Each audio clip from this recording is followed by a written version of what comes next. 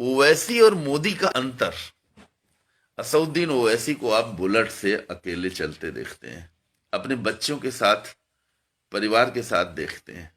असउद्दीन ओवैसी को आप हैदराबाद के बड़े बड़े अस्पताल, महल, बहुत बड़े बड़े चौबारे, कोई बहुत बड़ी गाड़ी की वजह से नहीं देखते हैं। बहुत गौर से मेरी बात को समझिएगा। असउद्दीन ओवैसी को आप देखते हैं भीड़ के बीच में धंसा हुआ, भीड़ के बीच में आपस में गले मिलते हुए, मतलब भीड़ के बीच में देखते हैं।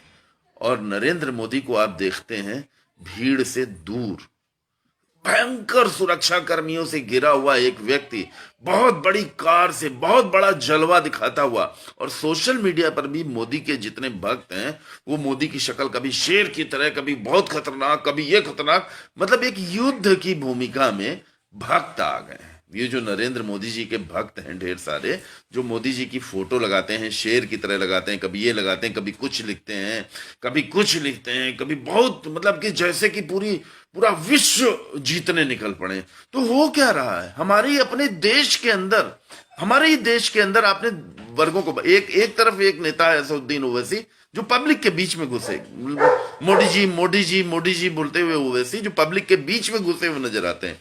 दूसरी तरफ उनके अगेंस्ट में मतलब पक्ष विपक्ष क्या है, सबसे बड़ा विपक्ष अरविंद केजरीवाल, असदुद्दीन ओवैसी।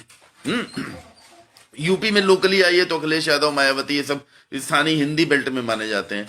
लेकिन क्या तमिलनाडु में, बेंगलोर में और पंजाब में सब माने जाते हैं? नहीं माने जाते हैं। पंजाब में कुछ और है माहौल, तमिलनाडु में कुछ और माहौल है, वेस्ट बंगाल में अखिलेश यादव का, मायावती का क्या बहुत बड़ा प्रभाव है? नहीं है।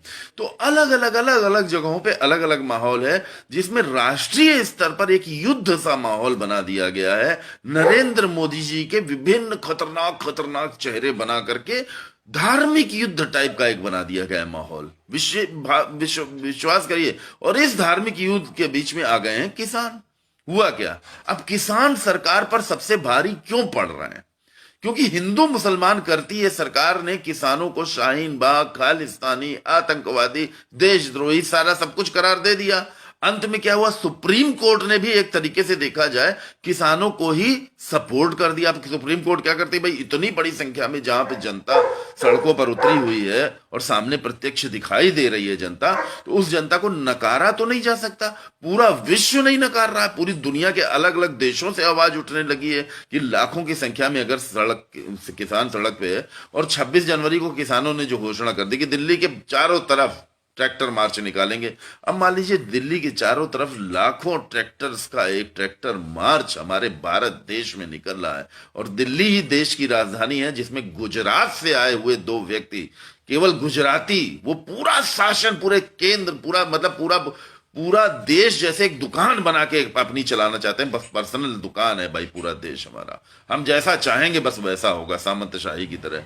तो ये लोकतंत्र के मुख पर एक बहुत बड़ा तमाचा साबित हो जाएगा, मानिए या ना मानिए, ये बात तो सच्ची है। 26 जनवरी हमारा गणतंत्र दिवस है, 26 जनवरी हमारा सबसे प्रमुख दिवस है। 26 जनवरी के दिन हमारे देश में असली आजादी, जिसको कहते हैं गणतांत्रिक आजादी, मिली थी। तो इसको समझिए इस बात को। नरेंद्र मोदी में और असदुद्दीन ओवैसी में क्या फर्क है? मोदी जी को युद्ध का शेर, शिकारी, बहुत बड़ा शिकार, भैया किसका शिकार करने? मोदी जी अपने ही देश के किसानों का शिकार करने निकले हैं क्या? मोदी जी के फोटो लगाओ भैया, फोटो लगाओ, कोई भक्त आओ दौड़े दौड़े, जो एक तो महेश पटेल लौंडियों की फोटो लगाते हैं, हिजड़ों की तरह तो भक्त हो गए, नकली फोटो लगाते हैं, नकली नाम लिखते हैं, होते तो किसी न किसी की औलाद हैं, लेकिन ये बेफिजूल में किसी और को अपना बाप बना के बैठ गए। ये जो भक्त प्रजाति के लोग हैं, इसलिए मुझे चिढ़न होती है। यार सही तार्किक बात करो, हमारा देश लोकतांत्रिक देश है। 26 जनवरी को लोकतंत्र का ही तो उत्सव है। 26 जनवरी को अगर लोकतंत्र के उत्सव में देश का किसान दिल्ली के चारों तरफ लाखों किसानों की ट्रैक्टरों की रैली निकालेगा, तो ये क्या मैसेज जाएगा दुनिया में, ये बताइए, एकदम स्पष्ट बताइए, 100% एकदम बताइए। अब ओवैसी में और मोदी में फर्क समझिए। मोदी जी क्यों नहीं किसानों के बीच में चले आ रहे हैं ओवैसी की तरह? ओवैसी भी तो एक सांसद है ना। अगर ओवैसी भी एक सांसद है, ओवैसी को भी तो खतरा होगा ना लोगों से। तो ओवैसी जिस तरह भीड़ के बीच में धंस जाते हैं, हमारे नरेंद्र मोदी जी इस समय भीड़ के बीच में क्यों नहीं धंस रहे हैं? मैं एकदम स्पष्ट कह रहा हूं, इसको समझिए कि हमारे देश के प्रधानमंत्री मोदी, मैंने जो कहा है कि मोदी जी ने पिछले 2014 के बाद से पूरी दुनिया में, पूरे विश्व में जो आरएनआई हो भैया, तुम लोग जो विदेशों में रहते हो, तुम लोग भी तो मोदी जी को साधारण घर का मानते हो ना। चाय वाले की लड़की प्रधानमंत्री। मैं आप लोगों से एक अनुरोध करूंगा, इसको शेयर कर दीजिए प्लीज, मेरी इस बात को शेयर करिए। अगर आपके अंदर सत्य हो, सच्चाई हो, सच बोलने, सच को प्रमोट करने का भाव हो आपके अंदर सच्चा वाला, तो इसको शेयर करिए और अपने ईमान से सोचिए। मैंने बचपन में यूपी बोर्ड की शिक्षा हासिल की, मोबाइल के दर्शन नहीं किए, धर्मयुग, साप्ताहिक हिंदुस्तान, लोट पोट मोटू पटनू आती थी। हम राजन इकबाल, एससी बेदी, यहीं एलडीए कॉलोनी में लखनऊ में एससी बेदी रहते हैं, उन पर हमारे दोस्त संतोष वाल्मीकि ने पूरा वो भी लिखा। हम एकदम स्पष्ट कह रहे हैं कि हमने बचपन में कोई अय्याशी की जिंदगी थोड़ी जी, अलग अलग जिंदगी। जैसे राहुल गांधी प्रियंका गांधी का हेलीकॉप्टर में दिखाया जाता है कि हेलीकॉप्टर में भाई बहन, राहुल गांधी प्रियंका गांधी के जलवे दिखाए जाते हैं, तो भाई देश के प्रथम प्रधानमंत्री के, देश के सबसे पहले प्रधानमंत्रियों के जो जुड़ाव वाले खानदान से लोग जुड़े हुए हैं, तो वो राजकुमार उनको कहा ही जाएगा ना, उनको कहा ही जाएगा ना राजकुमार, कि जिन्होंने देश पर सही में राज किया, शासन किया, उनके लोग, परिवार के लोगों को ऐसा दिखाया जाएगा।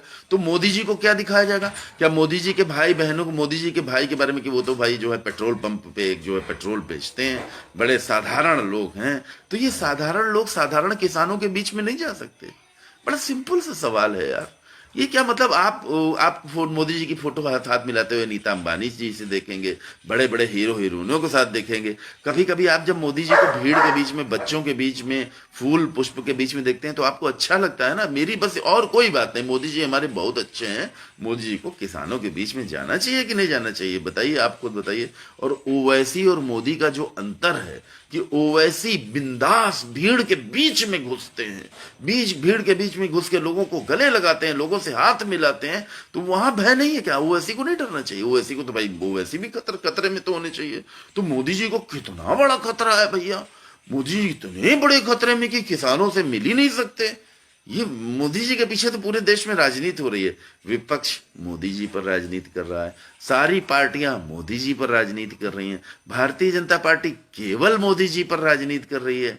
समझिए, आप श्रीमान मोदी जी को एक सांसद से कैसे जोड़ सकते हैं? हरदीप सिंह जोशन आप लिख रहे हैं, सांसद से कैसे ना जोड़ें? मोदी जी देश के प्रधानमंत्री, उन्हीं सांसदों के तो प्रधानमंत्री हैं, सांसदों से ही तो प्रधानमंत्री की जो है संसद चलती है, संसद की एक प्रधानमंत्री होते हैं ना। तो एक सिंपल सी बात है हमारी कि भाई ओवैसी में और मोदी में जो फर्क है, इस फर्क से हमारे देश की भारतीय राजनीति समझ में आ जाएगी कि मोदी जी को एक डराने वाली चीज के रूप में प्रस्तुत किया जा रहा है।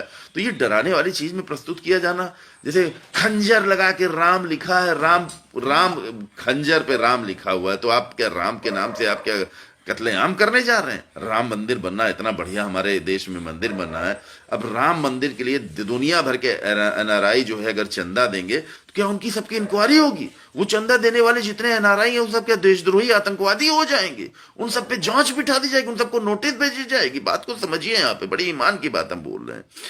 देखिए समझिए, जैसे किसान आंदोलन चल रहा है, अब सरदार सिख एक ऐसी कौम है, सिख एक ऐसी कौम है जो हर जगह विश्व के हर हर हर कोने में पाई जाती है। विश्व के हर कोने में सिख कौम पाई जाती है। आप मतलब आप उत्तरी ध्रुव दक्षिणी ध्रुव में भी सिख जरूर पाए जाएंगे, कहीं ना कहीं सिखों का कोई ना कोई काम जरूर निकल आता है। सबसे वीर कौम सिख पाई जाती है।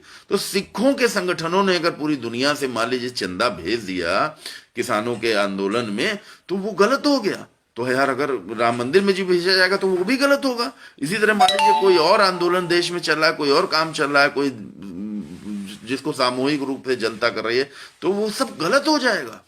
आप मतलब आप कोई सवाल करेंगे तो आप देशद्रोही हो जाएंगे। समझिए समझिए समझिए।